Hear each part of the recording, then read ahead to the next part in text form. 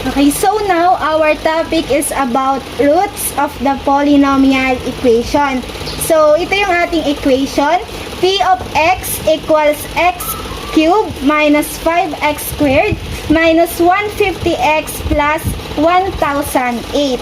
And then, ang given natin, letter A ay 10, then letter B ay A. So, ay 8. So, ang gagawin natin ay i-determine natin kung ang given na number ay roots of polynomial equation. So, ang gagawin lang natin dito is substitution. So, for letter A, we have 10. So, isa-substitute lang natin siya dito sa ating given equation. So, magkakaroon tayo ng 10 cubed minus 5 times 10 squared minus 150 times 10 plus 1008. Then, simplify lang natin what is 10 cube or 10 times 10 times 10. We have 1,000 minus, ito muna, 10 squared ay 100 times 5. We have 500 minus 150 times 10. We have 15 plus 1008. Tapos, isi-simplify lang natin siya. 1,000 minus 500 minus 1,500 plus 1,008. So, ang sagot natin dyan is 8. So, ito ay i-equate natin lahat sa 0. So, 8 equals 0. So, dito, dapat ang magiging sagot natin is 0 equals to 0 para masabi natin na siya ay roots of polynomial equation. So, since sa letter A, hindi siya 0 kasi ang sagot natin ay 8 equals to 0. So, ang sagot natin dito is not root of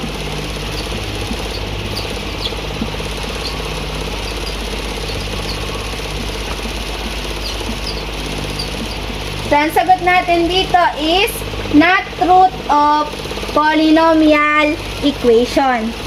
Next, letter B, we have 8. So, ganun lang ulit, isa-substitute natin. So, we have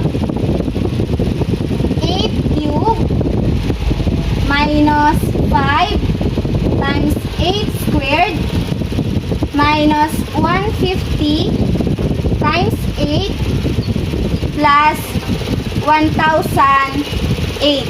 Then, isolve lang natin. What is 8 cubed?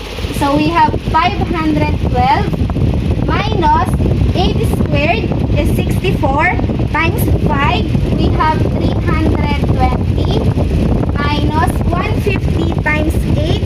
We have 1,200 plus 1,008. And then, ganun lang ulit. Solve natin siya. 512 minus 320 minus 1,200 plus 1,008. So, ang sagot natin dito is 0. So, equals 0, equals 0, equals 0. So, pareho silang nag-0. Ibig sabihin, letter B, 8 is a root. Okay, next, let us divide the following using long division to determine whether the following is a factor of the polynomial. So, dito naman, titingnan natin kung ang sumusunod ay factor ng polynomial. So, paano ba natin masasabi na siya ay factor? So, kailangan kapag dinivide natin, ang magiging remainder natin ay 0. And ang gagamitin natin dito is long division. So, kopyahin lang ulit natin. X cubed minus 5x squared plus 2x minus 10 divided by x squared plus 2. So, ito'y katulad lang din ng ginagawa nating pagdi-divide dun sa number lang. Dito is nagkaroon lang tayo ng variable. Pero, same na process ang ating gagawin. So, dito muna tayo. So, x cubed divided by x squared. So, dito, di ba, kapag nagdi-divide tayo, pinagsusubtract lang natin yung kanilang exponent. So, 3 minus 2 ay 1. So, magiging sagot natin dito is x. Then, after natin i-divide, multiply naman. X times x squared. So, we have x. Then, pag-aadi naman natin yung exponent. So, we have 3. Then, after dun sa first term, dito naman tayo sa second term. So, x times 2, we have positive 2x. So, yung positive 2x is itatapat natin kung nasa ang exponent ng x ay 1 lang din. So, dito siya. Plus 2x. Then, change natin ang sign, lahat ng nasa ilalim. So, magiging negative. So, x cubed minus x cubed. So, 0 na siya kahit hindi na natin ilagay. Then, itong negative 5x squared is ipibring down lang natin or ibababa. Tapos, positive 2x minus 2x. So, 0 din siya. Then, ito naman yung ating ibababa din. So, we have negative 10. Tapos, dito ulit tayo titingin. I-divide ulit natin siya dito. So, negative 5x squared divided by x squared. So, matitira na lang is minus 5. Then, multiply lang. Negative 5 times x squared. We have negative 5x squared. Then, negative 5 times 2. We have negative 10. Then, change ulit natin yung sign ng nasa ibaba. So, negative 5x squared plus 5x squared, 0. Then, negative 10 plus 10, we have 0. So, ibig sabihin, ito yung ating remainder. So, again, para masabing ang x squared plus 2 ay factor nitong polynomial, kailangan ang remainder ay 0. So, letter A, 0 ang remainder, kaya siya ay factor.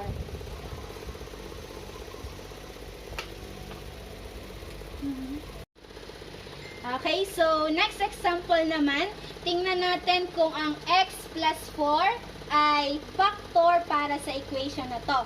So, 7x cubed plus 16x squared plus 2x minus 1 divided by x plus 4. So, ganun lang ulit. Lagi tayong dito sa first term natin. So, 7x cubed divided by x. So, we have 7. Then, subtract lang yung kanilang exponent. 3 minus 1. We have x squared. Then, multiply lang natin. Pabalik. 7x squared times x. We have 7x cubed. Then, ito naman. 7x squared times 4. We have 28x squared. So, itatapat natin siya dito. Plus 28x squared. Then, palitan lang ulit natin yung sign ng nasa ibaba. So, 7x cubed minus 7x cubed, 0 na siya. Then, 16x squared minus 28x squared. So, magiging sagot natin dito is negative 12x squared. Then, ibababa natin yung kasunod na term. So, plus 2x. Then, ito naman yung i-divide natin dito. So, negative 12x squared divided by x. So, we have negative 12x. Then, negative 12x times x. We have negative 12x squared. Then, negative 12x times 4. We have negative 48x. Then, change lang ulit natin yung sign sa ilalim. So, magiging positive to. Ito ay magiging positive din. So, negative 12x squared plus 12x squared, 0. Then, 2x plus 48x. Kung meron tayong 50x. Then, bring down na natin tong last. So, minus 1. Then, 50x divided by x. So, we have positive 50.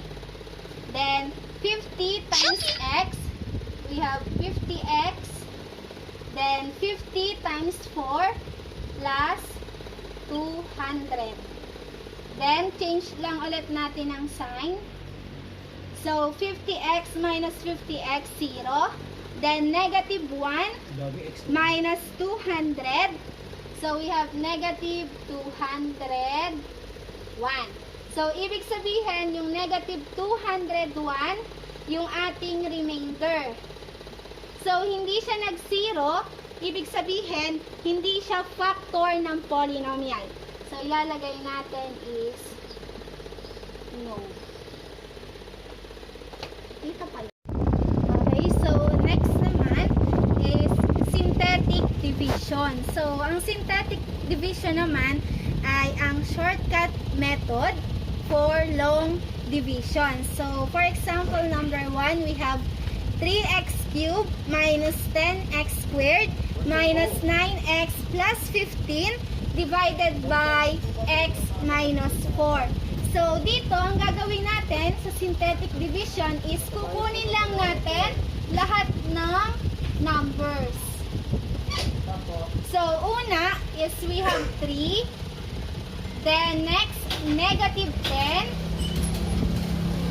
Next is negative 9.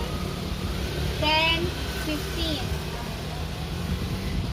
Tapos sabi, i-divide natin siya sa x minus 4. So, ito is i-equate muna natin siya sa 0.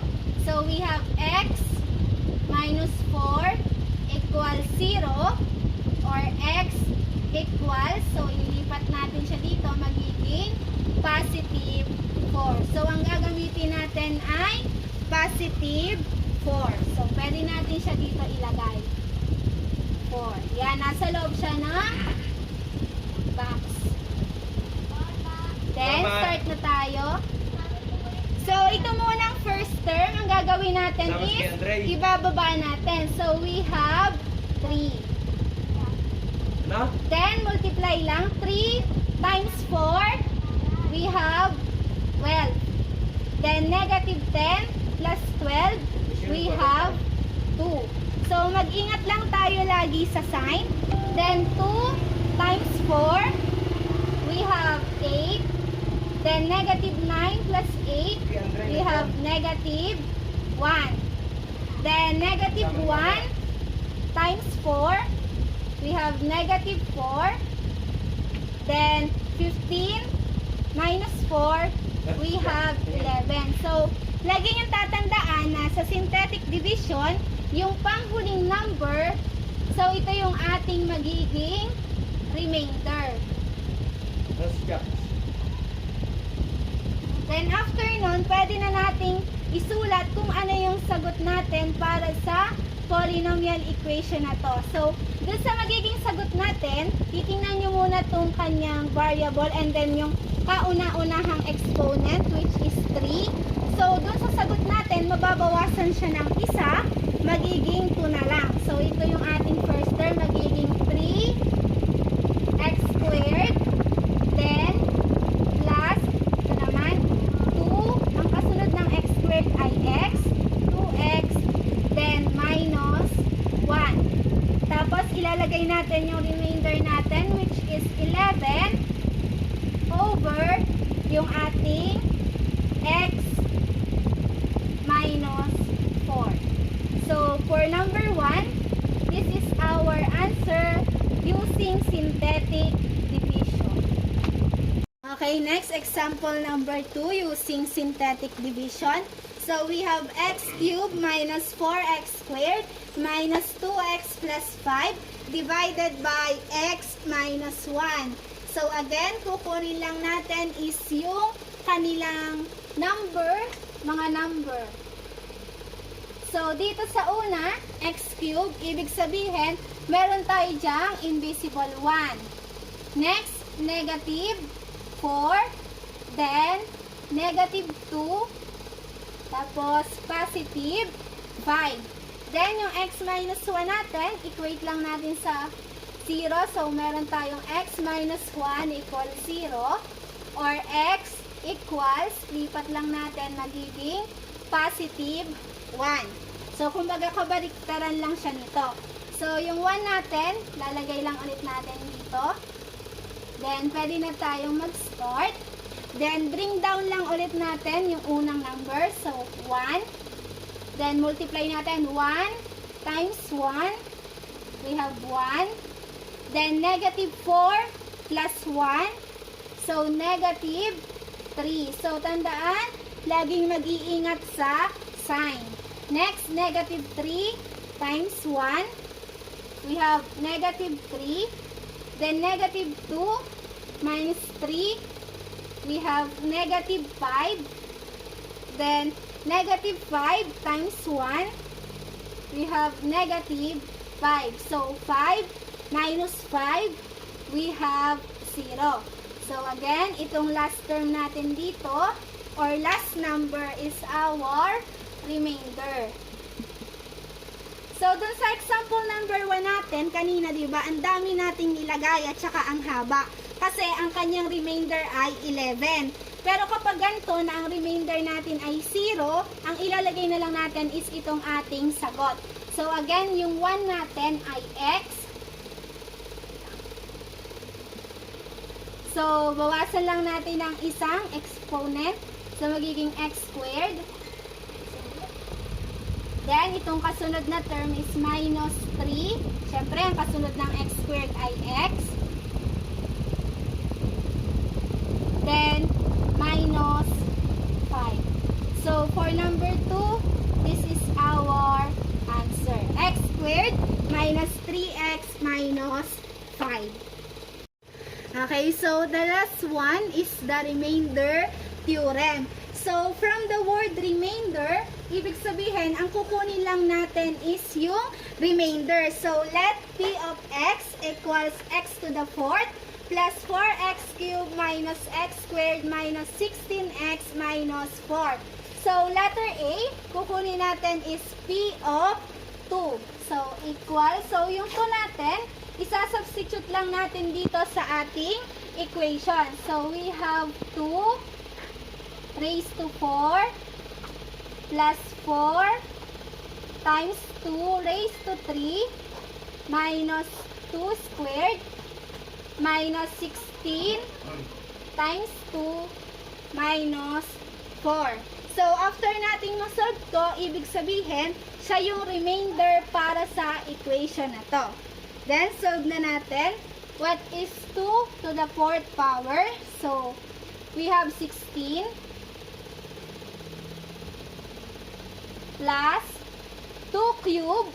So, we have 8 times 4, 32 minus 2 squared.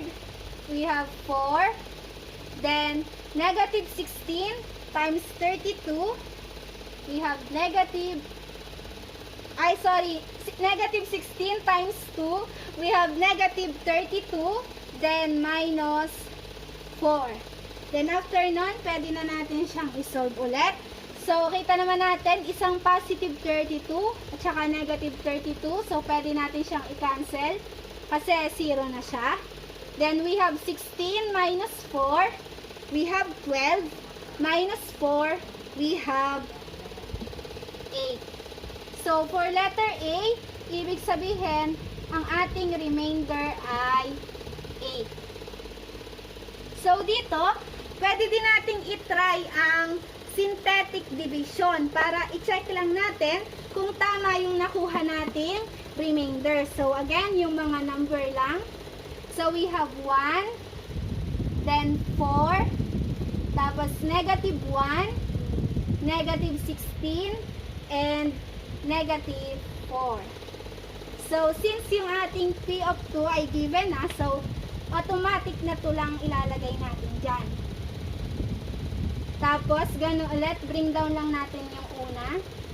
Then, 1 times 2, we have 2. So, 4 plus 2, 6. Then, 6 times 2, 12, negative 1 plus 12, 11. Then 11 times 2, 22. Negative 16 plus 22, we have 6. Then 6 times 2, we have 12. Then negative 4 plus 12, we have 8. So yung last natin is, ito yung remainder. So pareho lang sila. So pwede nyo gamitin ang remainder theorem na substitution o di kaya ang ating synthetic division.